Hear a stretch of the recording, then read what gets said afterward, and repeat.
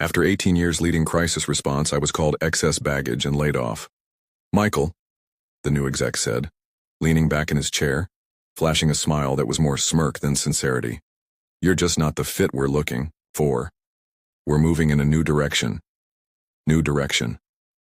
I let the phrase sink in. Of course, it was something vague, something that sounded good on paper. But the underlying message was clear. They didn't need someone who could handle chaos anymore. They wanted their safe little bubble, their glass tower of optimism. "Fire drills," the exec added, shifting his gaze to the others in the room. "We don't do fire drills anymore." That hit me like a punch in the stomach. We don't do fire drills anymore. They didn't need anyone who could manage a crisis, who could keep their team cool under pressure. They wanted to rely on spreadsheets and buzzwords. I nodded and stood up slowly, the weight of the years pressing against my shoulders. "I'll pack my things," I said, my voice a little more steady than I felt. As I walked out, the echoes of their decision followed me down the hall. 19 years. The fire drills, the late nights, the moments of panic when the company's back was against the wall, and I was the one holding the fire hose. I didn't protest. I didn't beg. I simply packed my desk and left. Let them have their new direction. They would learn soon enough. I could have stayed angry, but it wouldn't do me any good. The last couple of weeks were a blur of meetings and paperwork, but as I sat in the quiet of my apartment that night, the full weight of what had happened started to sink in. 18 years. 18 years of being the guy who walked into the burning building, who took the hits when the board couldn't figure out which end was up. The one who worked overtime, picked up the pieces after every crisis, and made sure the team pulled through. It wasn't glamorous, but it was necessary. I'd lived by the mantra of keeping the company safe, never letting the wheels fall off no matter what. I couldn't even remember how many times I'd found myself awake at 2 a.m., watching that red light blink on my phone, knowing I'd be the one to fix the mess someone else made. I thought about the weekends spent in the office, the calls I missed with my wife, the time away from my kids. All the family moments I gave up because the company needed me, the hours I sacrificed for their success, only to be discarded when the new guy thought he had all the answers. I rubbed my temples. It wasn't that I regretted the work. It was that I'd been too deep in the grind to notice how far I'd drifted from everything else. The phone calls with my daughter became fewer. My wife stopped asking how my day was because it was always the same answer. "I'm too busy." The stress had been a constant companion, always there, nagging at the back of my mind. But it wasn't just the pressure. It was the isolation that came with it. The burden of always being the person who had to fix things, to make impossible decisions, to always have the right answers. But now, I was just another casualty of the corporate machine. They tossed me aside like an outdated spreadsheet. I leaned back in my chair, staring at the half-empty boxes scattered around my apartment. I should have been mad, but instead, I was relieved.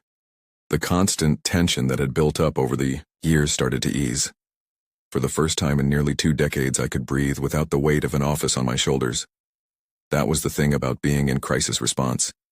You didn't realize how much it consumed you until you weren't needed anymore. But as I sat there looking at the place I had called home for so long, a new feeling started to grow. It wasn't anger. It was something colder, something more calculated. I'd been let go, but not because I wasn't good enough. No, I was too good for them. Too experienced. And in their eyes, too much of a reminder of what they didn't want to face. The worst part? They had no idea what they'd just unleashed.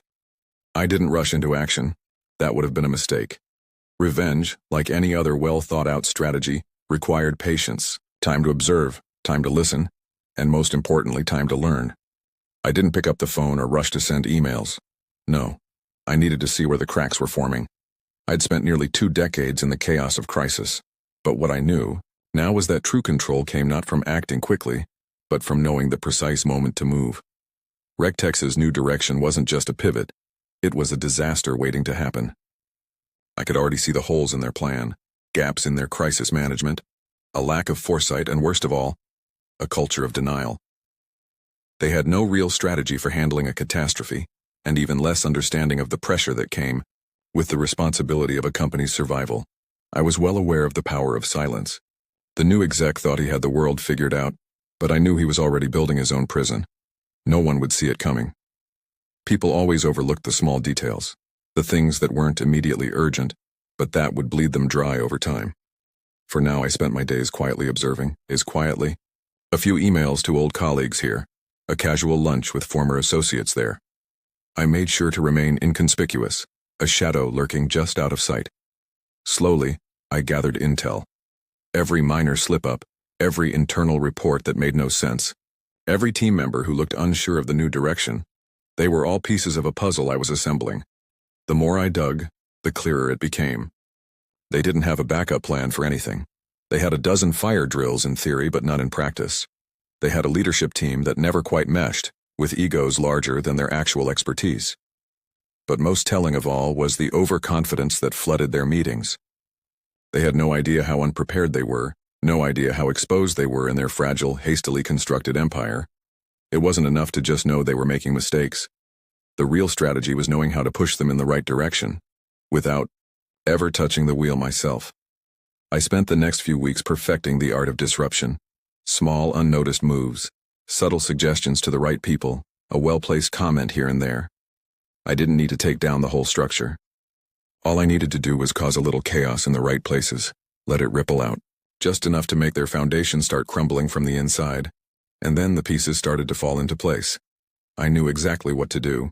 It was time to set things in motion. Now, it was time to act. I wasn't about to make any grand gestures, no flashy takedowns, no dramatic showdowns. This had to be quiet, surgical, a few well-placed moves to break them down from within. Slowly, silently, until they had no idea what had hit them. The first move. Easy. I started with a rumor, planted in the right ears. A subtle suggestion that the new exec had been making questionable calls regarding emergency preparedness.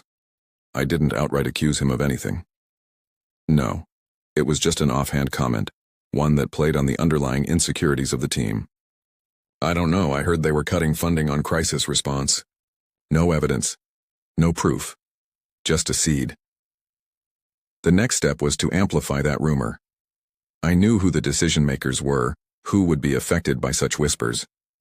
I carefully nudged certain employees, ones I knew would have the right connections, into questioning the new executive's leadership. It wasn't hard. People were already starting to feel the pressure. The more I pushed, the more doubt started creeping in, subtly at first. Complaints about internal processes began to trickle into HR's inbox, and it wasn't long before some of those murmurs started to form into a discontented chorus. I knew the company had a tendency to bury problems, but I also knew what came. With prolonged silence, the cracks would widen and things would start to break on their own. Meanwhile, I took advantage of their ignorance. There was a time in my career when I'd been privy to confidential operational details, and though I wasn't officially involved anymore, that didn't mean I didn't have access to information. A little digging through old files, a few discreet calls to former colleagues who still trusted me, and I had enough data to identify where their vulnerabilities were. I set my sights on their systems, nothing too obvious. The IT team had overlooked minor vulnerabilities that, in the right hands, could wreak havoc. A few carefully timed emails to the department head, under the guise of concerns about system security. Subtle, never too direct. My goal wasn't to break the system, just to make them doubt it. They'd start making more mistakes on their own. Then, the fire drill began. Metaphorically speaking, of course, it was time to put everything in motion. I initiated a small but calculated shift within the company. One that would go unnoticed at first but would soon grow. A critical report, previously kept under wraps, was accidentally leaked to a board member. It wasn't the most damning piece of information, but it was enough to get the ball rolling. It was a glitch, a minor mistake that would escalate into an internal investigation. And with that, the cracks began to show. Soon, the small rumblings I had cultivated in the background would blossom into full-blown chaos. The walls were starting to shake, but it was still early. This wasn't the end. Far from it. The real damage was yet to come. The moment of truth had arrived. What had started as subtle manipulation quickly snowballed into an uncontrollable chain of events. They didn't even see it coming. The first domino fell quietly. The board member who had received the leaked report wasn't just concerned, he was outraged. The investigation started, initially a mere formality, but quickly growing legs as others began to dig deeper. The new exec's position was scrutinized. He started to feel the pressure, but he still had no clue what was happening behind the scenes. By the time the internal audit started, it was too late. Documents had been altered. Budgets were miscalculated. Several critical systems had experienced inexplicable failures, nothing overtly catastrophic, but enough to trigger an alarm. The IT department scrambled to patch issues they didn't even fully understand, and the HR complaints kept pouring in. Employee turnover was rising, people were talking and no one was happy. What they didn't realize was that I had positioned myself as the invisible force behind it all. Each maneuver had been designed to trigger the next, to create ripples that would eventually lead to the drowning of the whole operation. As one department faltered, another stepped in to fill the void, but each was plagued with problems of its own, feeding into the chaos. And then came the fire. The real one. The company had pushed its emergency response systems to the brink. The cracks in their planning were evident. Systems were down, the crisis management plan was incomplete, and when disaster hit, they had nothing left to rely on but panic. The exec who once mocked my methods was now standing frozen, unable to react, his team crumbling under the pressure. The media caught wind of the situation, and in an instant, the company's reputation began to burn. The press lapped up the story, adding fuel to the fire. Investors began pulling out. Clients reconsidered their partnerships. The board, once full of confidence, was scrambling to mitigate the damage. Lawsuits loomed. All the while, I remained unseen. My hand had orchestrated everything, from the subtle leaks to the complete collapse of their systems. They never knew who to blame, only that their world was falling apart. It wasn't just the loss of control, it was the unraveling of everything they had built. No one was safe from the fallout. People turned on each other. Executives who once stood side by side were pointing fingers. Those who had once been loyal were now distrusting of anyone in power. The company culture, already on shaky ground, became a war zone. The new exec? He was left standing in the middle of it all, his credibility shattered. No one was left to trust him. No one was left to follow him. But I was nowhere to be found. My name wasn't on a single report. I didn't have to show my face for the world to know who was behind it. The chaos of Rectex's collapse had settled, but in its wake, a new order began to take shape, quieter, more methodical. For me, it wasn't about gloating or celebrating. The thrill wasn't in watching them fall apart. It was in the control, the slow, deliberate unraveling I had orchestrated. The satisfaction wasn't from their despair. It was in knowing that I was the reason they were now staring into the abyss of their own failure. As the weeks passed, the dust cleared, leaving only the ruins of what was once a proud corporate giant. The headquarters, once a shining example of corporate ambition, now stood like a crumbling monument to their arrogance. The building was almost a symbol: empty offices, broken systems, and the echoes of meetings that used to be filled with promises of a bright future. When the fire had broken out, the absence of a response plan had been the final nail in the coffin. A fire that had been so easily preventable. Yet it was left to burn unchecked, while those responsible scrambled to find answers that were no longer there. The exec who had once sneered at me, who had claimed I was an outdated relic in the modern age, was now at the mercy of a board that demanded answers and solutions. But there was nothing he could offer, nothing he could fix, and certainly no way for him to escape the consequences of his own poor decisions. And that was the moment I realized the true power of silence. I hadn't needed to do anything grand or explosive. All it took was watching, waiting, and understanding the right moment to strike. The board, the execs, and the leadership who had all failed to see the value in experience were now scrambling to salvage something that couldn't be salvaged. They were trying to hold on to a sinking ship, but it was too late. In the early days of the aftermath, the media had a field day. Reports of poor crisis management, leadership failure, and an utter lack of foresight flooded every outlet. Articles highlighted the way Rectex had mismanaged their response plans, how they were unable to respond to something as basic as a fire. It wasn't just a fire, it was the symbol of their incompetence. It represented the final cracks in their facade, and the world watched as the company burned, figuratively and literally. The board members who had once been so smug and confident were now reduced to nothing more than people clutching at straws. I watched as they tried to spin the situation, tried to shift the blame to the old systems, the legacy methods that they had deemed too outdated, but there was no hiding the fact that it was their own lack of foresight, their own dismissive attitude towards experience, that had led to this disaster. The new exec, the one who had taken my place, was a hollow figure, struggling to maintain control over a sinking ship. His ability to talk the talk was useless now. The investors who had once showered Rectex with money began to pull out, one after another, as the company's stock plummeted. The panic was palpable. It was a scene I had seen before, frenzied, desperate people trying to hold it all together, knowing deep down that it was already over. They just didn't have the courage to admit it.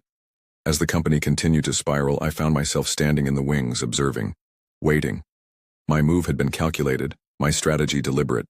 The feeling of power was not in the immediate effects of their collapse. It was in knowing I had been the one who had quietly maneuvered them into this position. I didn't need to do anything drastic now. The fall had already begun, and it would continue of its own accord. The systems, the processes, the internal politics, they were all crumbling, and there was nothing anyone could do to stop it. They had underestimated the consequences of their actions. In their haste to push for aggressive growth, they had sacrificed the very thing that had kept the company running smoothly for years: stability. They had discarded experience for flashy promises, and in the end, it was the flash that had burned them. But as the new leadership struggled to piece things together, I noticed something else. Opportunity. The aftermath of their failure presented new avenues, new players, new projects, new companies. They had seen me as obsolete, a hindrance to progress, but now I was being sought after. Companies that had once dismissed me as old-fashioned were suddenly begging for my expertise. I wasn't just another crisis manager anymore. I was someone who had seen the cracks in Rectex's foundation long before anyone else. My experience was no longer a liability, it was an asset. The calls started coming in, one after another. First, it was smaller firms desperate to avoid the same fate as Rectex. Then bigger names, corporate giants who were struggling with their own internal challenges. They needed someone who could steer them through the storm, someone who could offer more than just technical expertise. They needed someone who understood how to manage people, how to navigate the complexities of internal politics, how to anticipate problems before they became full-blown crises. It was a strange feeling, being wanted again after having been discarded so callously. But I didn't let it get to my head. I knew the value of silence, of letting others see the consequences of their own decisions. I didn't have to boast or demand recognition. The results spoke for themselves.